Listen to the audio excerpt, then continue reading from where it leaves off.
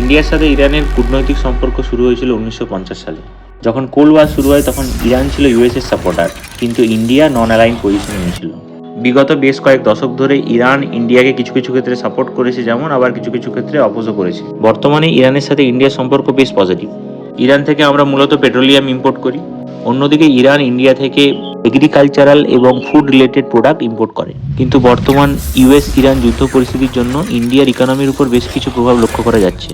যেমন ইন্ডিয়াতে পেট্রোলিয়াম প্রোডাক্টের দাম অনেক পরিমাণে বাড়তে পারে, এলপিজির দাম বাড়তে পারে, এলএনজির দাম বাড়তে পারে। আবার অন্যদিকে ইন্ডিয়ান এক্সপোর্টেরও ভীষণ পরিমাণে ক্ষয়ক্ষতি হবে। ইন্ডিয়া এগ্রিকালচারাল প্রোডাক্ট যেমন রাইস, টি এইগুলো এক্সপোর্ট করে ইরানকে। আবার অন্যদিকে ফার্মাসিউটিক্যাল প্রোডাক্ট এবং বিভিন্ন মেশিনারিও এক্সপোর্ট করে ইরানকে। তো বর্তমান যুদ্ধ পরিস্থিতির জন্য এই ধরনের এক্সপোর্টগুলো কিন্তু প্রচুর পরিমাণে সমস্যার সম্মুখীন হবে। তাই এই মুহূর্তে ইন্ডিয়ার উচিত গ্লোবাল সিচুয়েশন বুঝে যে কোনো পদক্ষেপ নেওয়া, যাতে ইন্ডিয়ার গ্রোথ কোনোভাবেই না কমে।